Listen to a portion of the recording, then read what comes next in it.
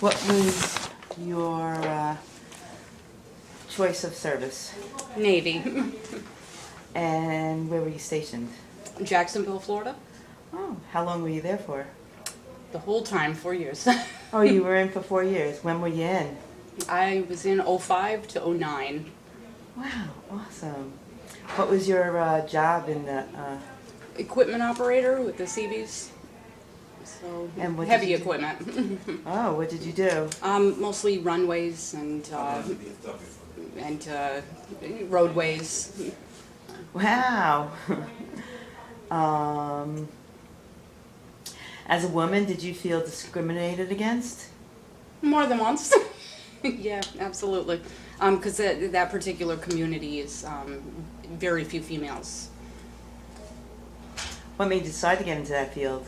It was the first one to ship. It wasn't my first choice in fields. I actually had a little bit of a medical background. I had gone to nursing school, LPN school, so I wanted to be a corpsman. But that was like, the way it was explained to me, it was the most sought after field for a female. And there was like years, a 3-year long waiting list before I could ship with that choice. And So this was your second choice then? no, it was what was available that day. Yeah, that's how they really run. So why do you feel, what made you feel discriminated against?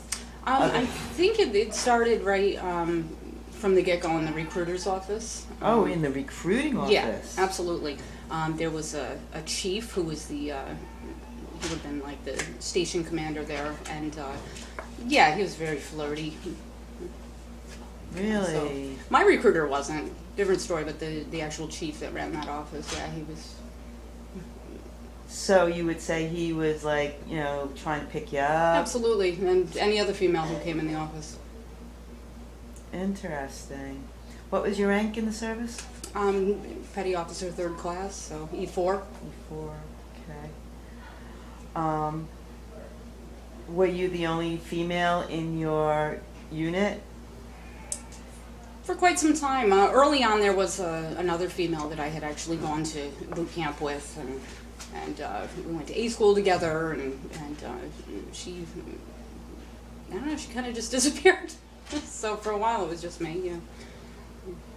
In that equipment operator piece. I mean, CB's is a small community, predominantly male, but equipment operators, I was the only female there for quite a while. How many people would you say were in your unit? Oh, I mean, well, the division, the layout of the divisions, there's, to the people I worked with every day, there are a handful of us, Mm-hmm. How is your association with the men on base? My association, the way I feel I carried myself was like one of the guys, and I think that's a comment I actually heard pretty often.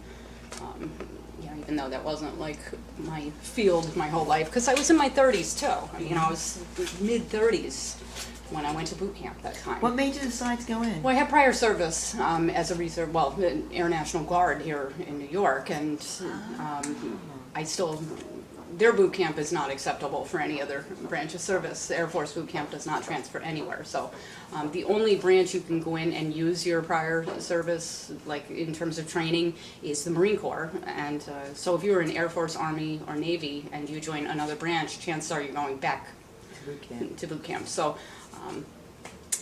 yeah, it's, what was the exact question, this one?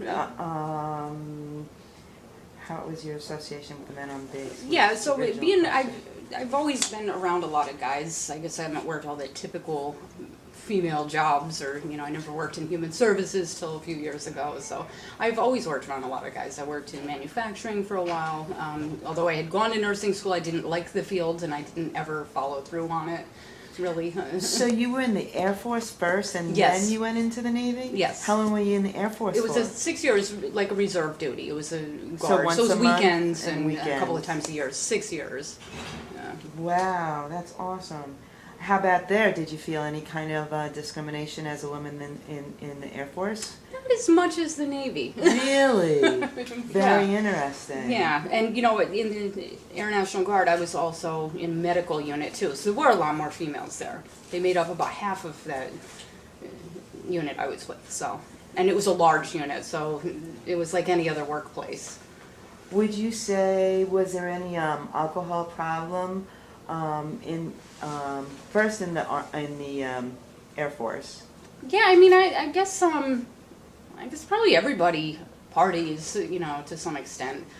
In the Air Force, you know, my initial training, you know, even after being very junior enlisted and coming back from tech school and basic training, you know, I think there was a lot of alcohol abuse for sure. Anytime we went TDY, there was a lot of drinking. How about in the Navy? I think it was more, it wasn't so much an occasion in the Navy, it seemed to just kind of be a way of life. Did it have anything to do with age and where they were stationed? You know, what the younger ones more. The younger ones seem to be more the binge drinkers, you know, partying on the weekends. You know, I'd say as I got older though, like my second enlistment, I'd say I saw more people having like actual alcohol problems, you know, where they drank at home. In the Navy? Yes. Or, okay, so did the Navy try to help them in Oh, any way? absolutely, yeah. But, you know, there's still, it's like a double-edged sword, kind of. You ask for help, you're kind of getting yourself in trouble, too. So it's not real approachable. You know, unless you have a really good command or, you know, good leadership, it's really hard to get help. And especially with the Navy downsizing, too. If they can get rid of you, they will.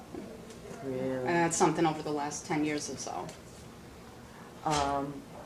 Would you say that they were looking to get rid of more females than males, or No, that was pretty much equal? Yeah, but I would say, like, there's always this standing joke, I don't know if it even goes across the military as much as in the Navy, about females getting pregnant so they don't have to get deployed. And in the Navy, they just discharge you. If it's early on and you get pregnant and you're not married and, you know, in a traditional family, they will just discharge you, so. Wow. Were you ever deployed? No, I was not deployed. Had I re-enlisted, I would have. Really? Yeah. Was there a lot of cases that had, okay, did you see any kind, or were you ever sexually assaulted? Does this stay here with us? Yes. Oh. Okay, so, yes, this, I mean, I'm doing a project. Right. And, I don't even mind at school, I mean, like, here. No, Okay. oh, no. Oh, right. I don't even come into this I building. participated in a study through the Million Veteran Program when I first got out here at the VA. I was just a patient then, I didn't work here, about MST. What is MST? Military sexual trauma. And like 80%, you might want to look into some of the stats, I don't know what it is now, but at that time, 80% of all women who served had identified as a victim of military sexual trauma. And military sexual trauma, really, we just had an awareness month. I used volunteers to staff the table and hand out information. Really, it could be sexual harassment, you know, unwelcome comments, touch, that kind of stuff. So that's why the numbers are so high. It's not just a rape or, you know, forcible thing. It could be a lot of other things.